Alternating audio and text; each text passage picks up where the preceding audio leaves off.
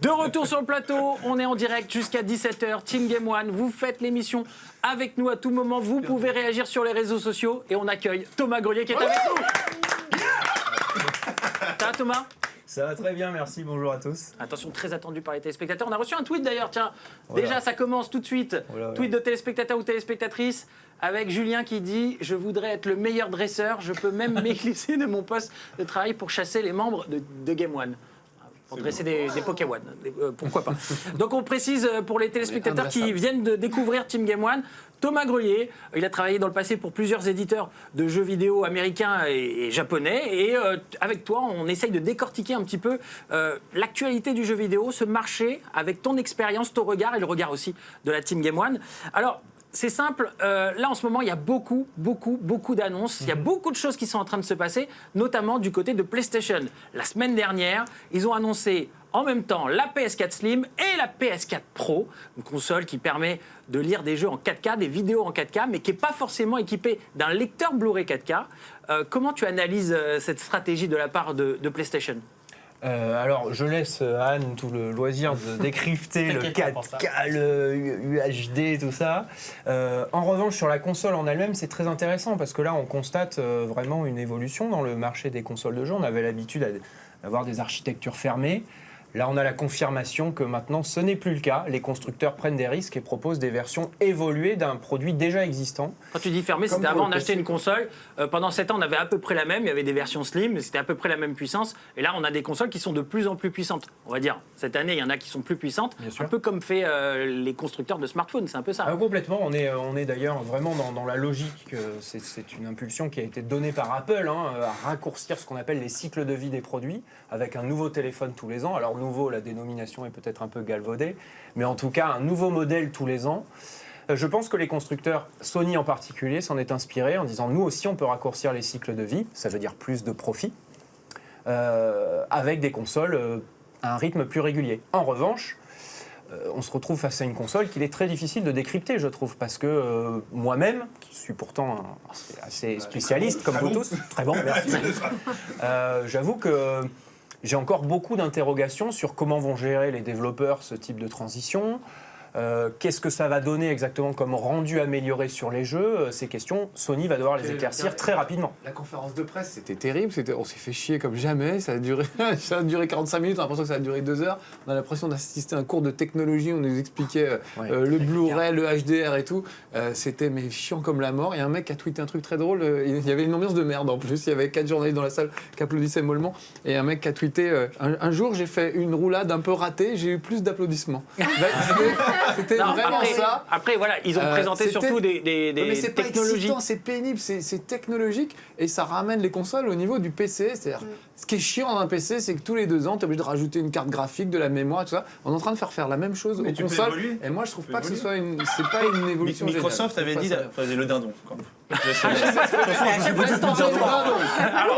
Téléspectateurs ou téléspectatrices qui réagissent, Lexi, la téléspectatrice.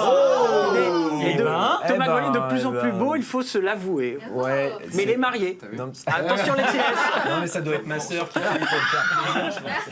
En fait, il donne des petits bons points à tout le monde. Il disait tweeter comme ça, il y a l'émission. Non, je disais, c'est Microsoft qui a dit il y a quelques mois, de toute façon, pour eux, le futur du jeu vidéo, c'est de plus en plus sur PC et pas sur console. Donc je pense, de toute façon, ils vont se rapprocher de plus en plus du modèle du PC.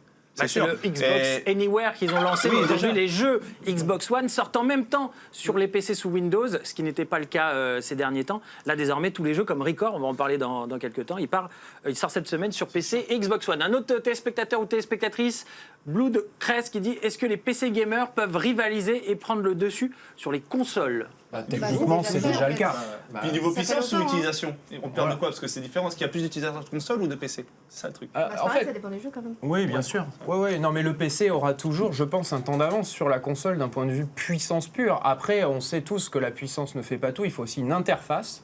Il faut un calibrage et surtout, il faut des développeurs qui maîtrisent la puissance. Ouais, et après, moi je le dis sincèrement, quand on joue sur console, c'est plug and play. On lance son jeu. Bon, la plupart du temps, c'est plug and play. Ça arrive que ça crache un peu, mais voilà, c'est plus facile d'installer un jeu sur console que sur PC. Souvent, il faut avoir la bonne config, vérifier si on a la bonne carte graphique. Quand et tout ça marche, violent. Moi, je prends l'exemple de Skyrim, et ça fait déjà un an et demi. Il y a déjà des mods Skyrim. si tu mets tous les modes, tu as l'option de jouer à Skyrim 18.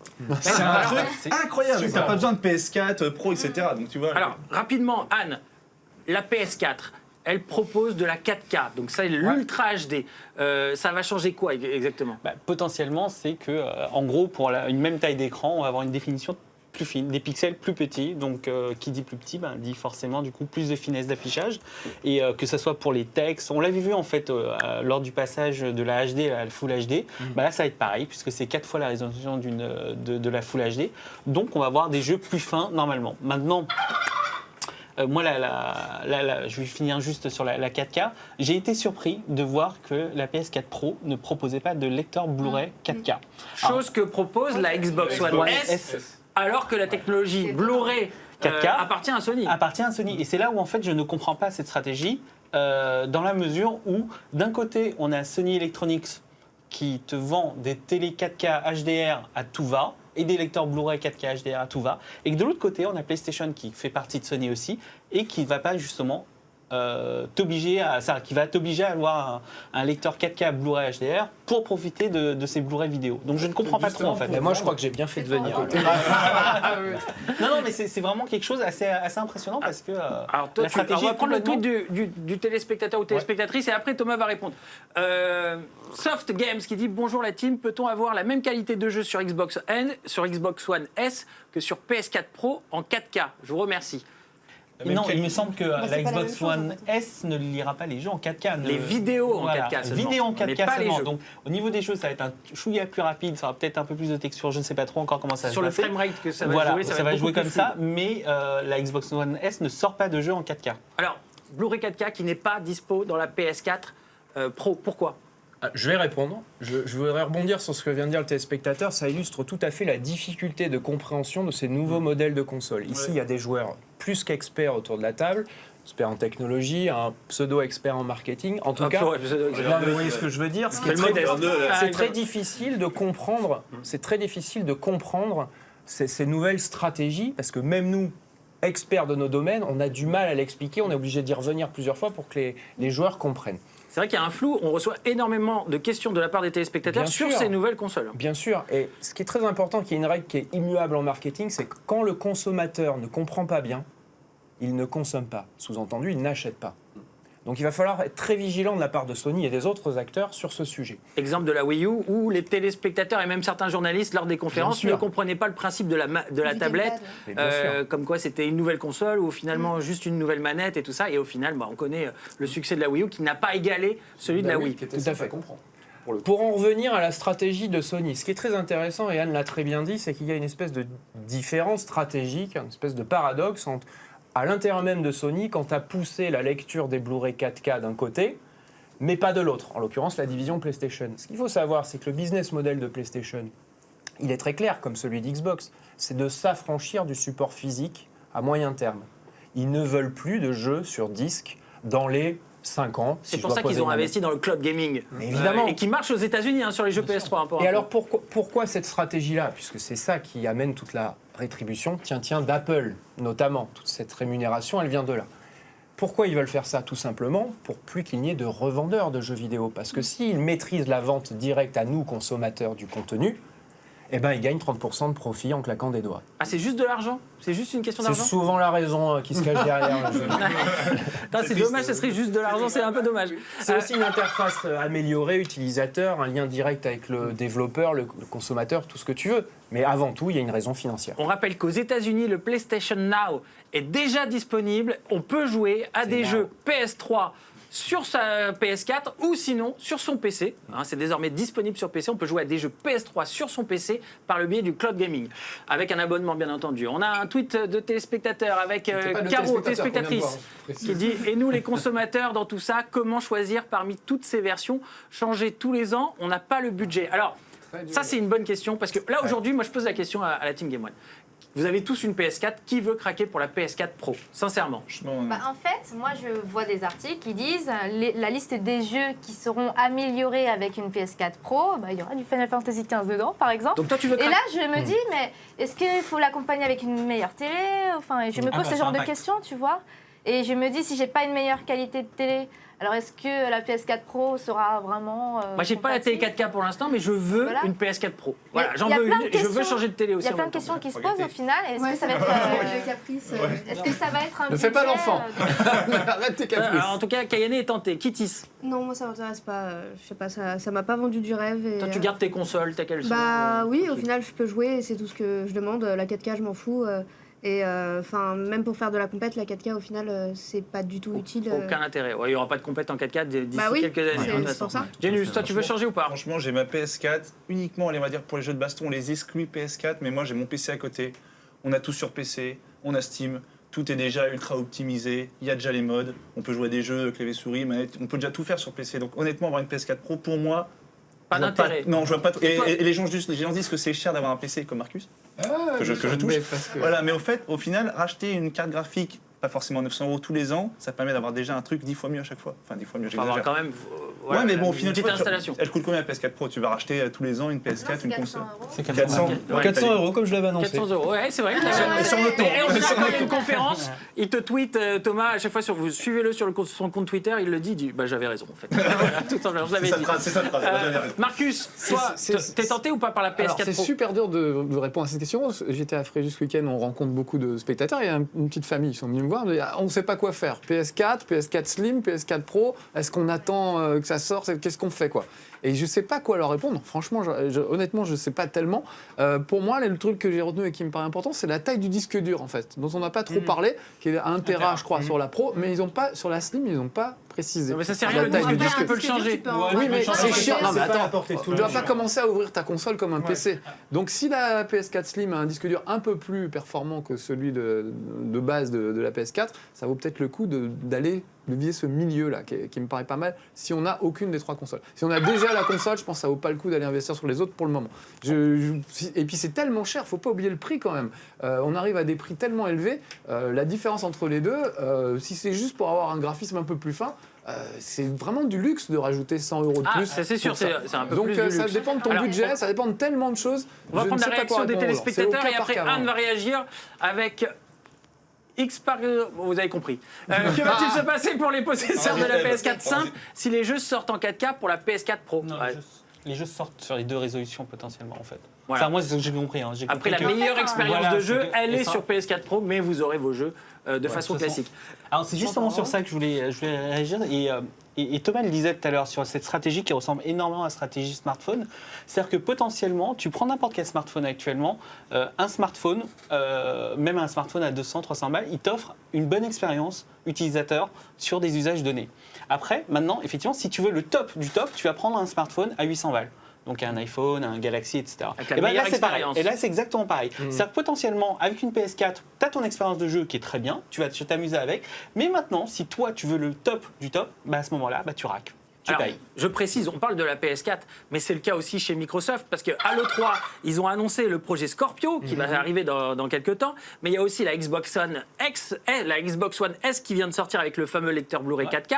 Du coup, je pose la question à Thomas, et on va prendre la réaction du téléspectateur entre-temps, c'est est-ce qu'on est dans une phase où, au final, ça va être un peu comme Apple et Samsung, il y aura une nouvelle console chaque année, c'est-à-dire là, il y a la PS4 Pro, l'année prochaine, il y aura une nouvelle PS4 Pro 2, et il faudra changer chaque année pour avoir la meilleure expérience de jeu. Ça me paraît assez improbable qu'il y ait une nouvelle console Pro 2 l'année prochaine et Pro 3 dans 2 ans et ainsi de suite. C'est ce que fait Apple et Samsung. C'est ce que fait Apple. Le raccourcissement du cycle de vie entre les produits, c'est ce que tentent de faire les constructeurs actuellement. Ce que fait Apple sur une année, par exemple, ou plutôt réellement 2 ans, on va dire, sur un nouveau modèle, parce qu'à chaque fois, il y a 6, 6S, 7, et Oui, ainsi c'est de vrai, suite. c'est vrai. On sait que l'année prochaine, il y aura le 7S, par exemple. Et en général, les gens changent de smartphone tous les 2 ans d'ailleurs. Voilà, exactement. Non, je pense qu'on ne peut pas raccourcir à 1 an le cycle de vie des consoles, ça me paraît assez improbable. En revanche, Apple est la référence aujourd'hui en termes d'entreprise d'électronique. C'est la plus rentable, celle qui génère le plus de chiffre d'affaires et c'est celle qui donne l'impulsion sur tout le marché. Qui paye moins d'impôts, au passage. Oui, alors ça c'est encore un autre sujet. On va pas en effet. rentrer dans ce débat. C'est encore un autre sujet, tu as raison Marcus. Alors, en tout Mais cas, pour ce qui eux, est c'est sûr, c'est important. normal qu'un Sony, qu'un Samsung, qu'un Microsoft essaie de s'inspirer de ces bonnes recettes d'Apple qui portent leurs fruits depuis des années. Depuis des années, mais est-ce que c'est pas un peu trop tard au final? Parce que voilà, ça fait longtemps que ce modèle économique, il est déjà présent. Et on sent quand même le public quand on discute avec les téléspectateurs, Bien etc. sûr. On se lasse un petit peu de changer de smartphone aussi souvent quand même. On en a marre à chaque fois de se dire, bon voilà, je vais encore repayer pour ça seulement. Alors oui et non en fait, c'est parce que faut pas oublier qu'on va dans un on va sur un marché où tout est dématérialisé. Donc effectivement, à la sortie de la Xbox One et de la PS4, je ne sais pas si vous vous en souvenez, mais il y a eu un gros débat sur le fait que Microsoft voulait absolument tout dématérialiser et les joueurs disaient non, on veut pas. Et au final, qu'est-ce qui se passe? Effectivement, on voit finalement qu'on achète de plus en plus de jeux directement sur PlayStation Store, sur le Windows Store, etc. Et bien, ça va être la même chose. C'est-à-dire que finalement, le device en lui-même ne va être qu'un maillon de la chaîne, puisque pour toi, pour le joueur, le plus important, ça va être son contenu. Donc si dans ton contenu, on te dit ouais, alors on te donne ça, mais tu peux avoir mieux, potentiellement les gens vont investir. C'est exactement comme le monde des smartphones. Franchement, c'est assez fort là-dessus. Peut-être pas que le cycle de vie va être d'1 an, mais plutôt de 2 ou 3 ans, mais ça va être dans ce modèle-là. Alors je crois qu'on a un tweet, réaction des téléspectateurs et téléspectatrices, Mallory qui dit: le combat entre Microsoft et Sony est-il déjà gagné à l'avance par Xbox One S? Ils ont nargué Microsoft, nargué Sony. Là, Est-ce que c'est gagné par la Xbox One S actuellement? Non, parce que le marché pour l'instant est en faveur de la PS4. Ah ouais, non, je dirais même exactement le contraire. C'est le contraire là pour Oui, l'instant. je pense que c'est là, pas premier aux États-Unis là. Aux États-Unis, Microsoft ouais, s'est repassé devant Sony. ouais, sur juillet-août. Et là, ça revient parce qu'il y a eu des remises très Ouais. importantes sur les anciens modèles de D'accord, Xbox. ok. C'est ça qui a drivé la hausse. Qui préparait l'arrivée justement Voilà, de la Xbox One exactement. S. Mais structurellement, il me semble que Sony là a fait un coup très dur à Microsoft en annonçant ces deux consoles, la Slim et la Pro, coup sur coup avec une disponibilité quasi immédiate. Je pense que ça va être très compliqué pour Microsoft. Bon, on va suivre ça. On va en reparler sûrement dans quelques semaines parce qu'il y a d'autres news qui vont tomber. Ouais. Mais on va s'intéresser aussi à Nintendo parce qu'il y a beaucoup de choses à dire sur Nintendo. La semaine dernière, on avait fait le direct, on avait parlé du Nintendo Direct. Au final, ils ont annoncé que des jeux 3DS. On sentait que c'était un petit peu trop tôt pour annoncer la NX et c'était trop tard pour sauver la Wii U. Et là, désormais, on l'a vu le soir même, conférence d'Apple, Miyamoto qui arrive, tranquille, posé. Et il nous présente Super Mario Run. Et là, Marcus le disait la semaine dernière, mais que fait Nintendo? Quelle est leur stratégie? Ça part dans tous les sens et on ne sait pas trop ce que va être la NX là, dans les prochaines années parce qu'on se dit, là, ils partent sur le smartphone finalement. Je pense que Nintendo, c'est un cas tout à fait symptomatique. En tout cas, on estime qu'ils ont raté le marché du mobile, et ce depuis des années. C'est notamment ce que pensent les investisseurs et spécialistes sur le domaine financier du jeu vidéo. Qui réclamaient des jeux Nintendo sur smartphone. Bien sûr, parce que le marché potentiel est colossal. Ils y arrivent enfin avec Super Mario Run, qui sera vraisemblablement un succès historique dans le monde du mobile. Aujourd'hui, les estimations sont au-dessus du milliard en termes de téléchargement. Facile parce que Temple Facile, Run, bien sûr. qui n'est pas une licence super connue à part maintenant parce qu'on connaît le jeu, Bien sûr. il a dépassé le milliard pour info. Ouais. Et à titre de comparaison, Sonic Dash, qui n'est pas vraiment terrible d'ailleurs, qui est pas buggé de partout, il a fait 200 millions. Ouais. Donc le milliard est largement faisable. Ouais, et puis Pokémon Go a annoncé les 500 millions là, il y a peu de temps. Donc la stratégie Nintendo, elle est claire, elle est de bénéficier de toutes les poches, ce qu'on appelle les poches de croissance et de tous les marchés. Là, ils arrivent sur mobile avec Super Mario Run, qui ne sera pas là pour leur faire gagner énormément d'argent. C'est pas ça l'objectif de Super Mario Run. C'est pour s'installer, c'est pour réactualiser la licence. La redorer Se auprès des moderniser. vieux joueurs, se moderniser, C'est de la la pub, en remettre fait. entre les mains des enfants. C'est plus de la publicité que ce qu'on appelle un retour sur investissement. à proprement On l'a vu parler. avec Pokémon. Pokémon Go, désormais, le monde entier connaît les Pokémon. Déjà, Bien sûr. d'une part. Et de deux, les gens connaissent maintenant les races de Pokémon alors qu'ils n'avaient jamais joué à Pokémon Mais auparavant. évidemment. Tranche d'âge, hein, peu importe d'où on vient, si on joue ou pas, tout le monde connaît les Pokémon, ne Exactement. serait-ce que Pikachu, c'est la mèche carapuce. Et du coup, c'est la meilleure promo du monde pour Bien le sûr. prochain jeu qui va sortir sur 3DS. Mais complètement. D'ailleurs, aujourd'hui, Nintendo France se serait bien inspiré d'arrêter tous ces budgets de communication télé pour le prochain Pokémon. Ils en ont presque pas besoin, j'ai envie de dire. Ah oui, c'est vrai. Parce que c'est colossal. D'ailleurs, je vous racontais une anecdote. Hier, je me promenais dans un supermarché. J'arrive au rayon jeux vidéo et je vois ce qu'on appelle en tête de gondole, donc le bout de rayon, tout un univers Pokémon qui vendait donc dans ces boîtes tous les jeux Pokémon, en gros, sortis depuis 5 ans, sur toutes les plateformes disponibles, les versions et tout. Et là, on voit bien l'application de la stratégie commerciale de Nintendo France qui, fort du succès de Pokémon Go, se dit hop, on va relancer tout notre écosystème Pokémon. Donc on voit vraiment la mise en place immédiate. Et avec le carton que l'on sait, puisque les Pokémon normaux, entre guillemets, sur DS, 3DS, Déjà. étaient en Carton. rupture de stock cet été aux États-Unis. Tout à fait. Alors, c'est simple. on est en train d'avoir une communication, on va dire, massive de la part de Nintendo avec ces jeux qui arrivent sur smartphone. Du coup, ça prépare l'arrivée de la NX. Ouais. Donc tout va bien pour Nintendo, j'ai l'impression. Mais tout va bien pour Nintendo, Tout va c'est bien. sûr. Hein. Là, je pense que ça a été difficile pour les raisons qu'on a déjà précitées là, ces 2-3 dernières années, on va dire. Mais là, l'avenir semble prometteur. Radieux, je ne sais pas, mais prometteur pour Nintendo. Prometteur. En tout cas, on a hâte de savoir ce qu'est la NX. Ça va arriver très prochainement. Yushi, téléspectatrice qui dit faut pas se leurrer, la seule nouvelle console qu'on attend, c'est la NX. C'est vrai que je reçois, mais alors, énormément de questions de la part des téléspectateurs. J'imagine que vous aussi. Bah oui. Tout le monde veut savoir ce qu'est la NX. On vous rappelle, c'est la prochaine console de Nintendo qui a priori sera hybride, c'est-à-dire à la fois console portable, à la fois console de salon. Reste à savoir si c'est une sorte de 3DX Wii U ou si c'est une 3DS smartphone ou une 3DS PS4, et à ce moment-là, ça serait bien d'avoir des jeux avec une grosse puissance. Qu'est-ce que tu veux dire quoi?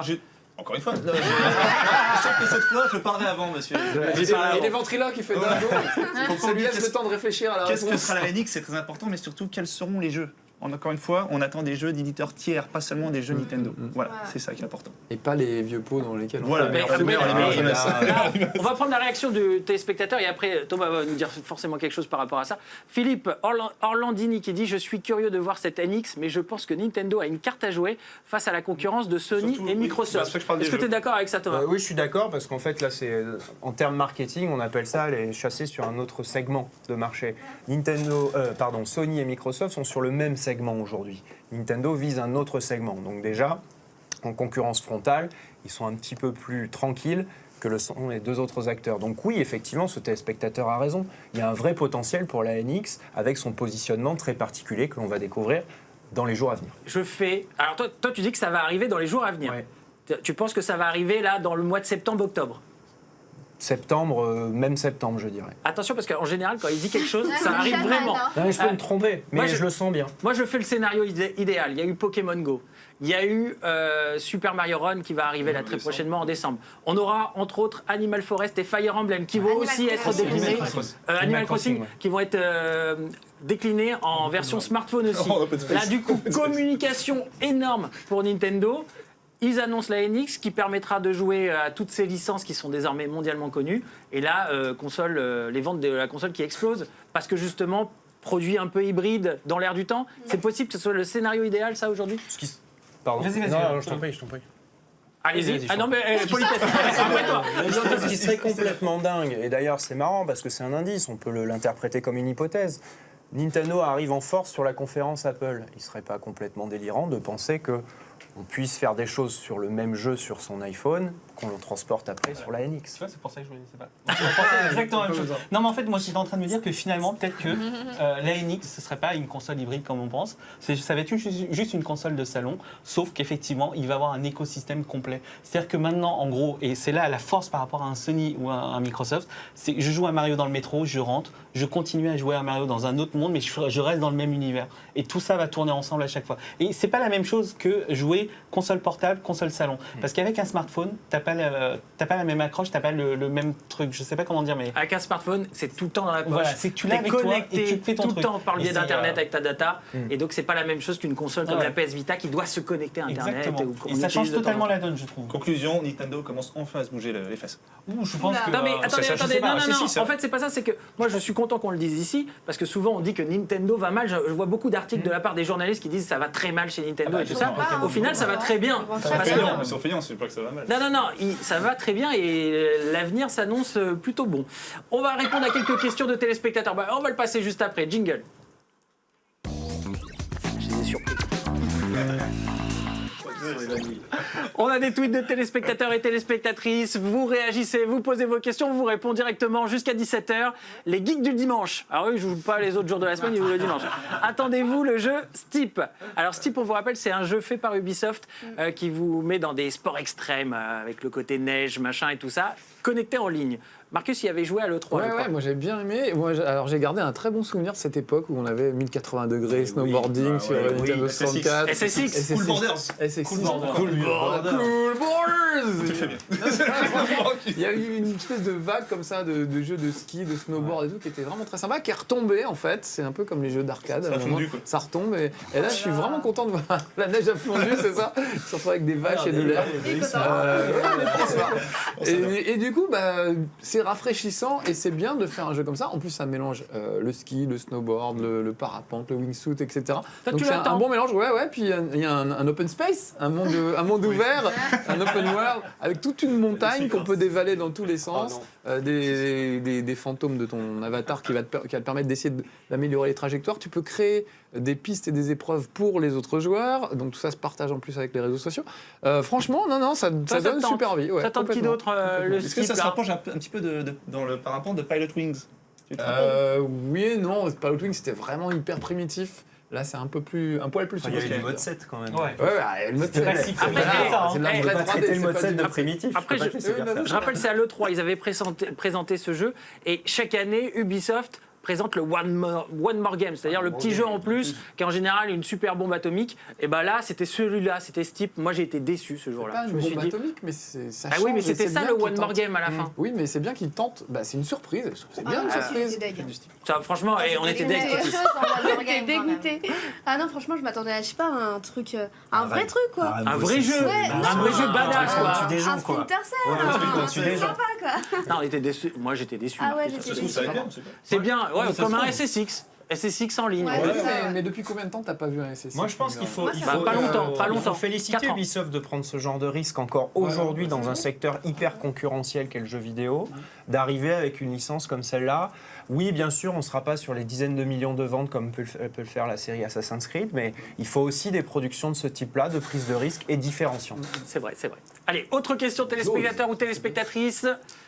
Corol qui dit, il se dit sur Internet que Nintendo n'a jamais dit que la NX, mais seulement la NX. Ça veut peut-être dire que c'est plus qu'une console. Attends, Ils ont, alors, non, ils ont jamais dit NX. la NX, ils ont juste dit NX. c'est NX, ça peut Ouais. être New Experience, c'est-à-dire Ah, nouvelle ok. expérience. Est-ce que c'est plus qu'une console? Il y en a qui disent, c'est vrai, à un moment donné, il y avait la rumeur comme quoi ce serait une sorte de produit nomade qu'on achèterait dans un premier temps et après on achèterait peut-être le support console de Il y a salon. tellement et de tout ça. rumeurs, de toute façon. Mais il y a Ouais. beaucoup de rumeurs. En même temps, ça plus, peut être tout et n'importe quoi. Ouais. c'est trop bien. Mais il y a des choses que l'on sait déjà. Il y aura des cartouches sur cette console, ça semble acquis maintenant. Elle enverra son flux vidéo vers un téléviseur, donc on est quand même très orienté vers une console non pas portable mais nomade, c'est un terme que j'ai déjà employé. Et les faisceaux d'informations sont en train de se recouper, donc à mon avis on est proche d'une annonce. Affaire à suivre. Allez, c'est bientôt la pub. Dans quelques minutes, la dernière partie de Team Game One. Il y aura le J'y joue pas avec les sorties de la semaine. On aura aussi un petit quiz. Comme il y a tout le monde en plateau, là, on va s'amuser. Vous allez voir, il y a un petit. Eh, on se calme. Attends pour moi, c'est ma faute. Petit truc sympa. Et bien sûr, les questions des téléspectateurs. Mais avant cela, vous connaissez la tradition. C'est le fameux hashtag. Hashtag, sa mère la pub.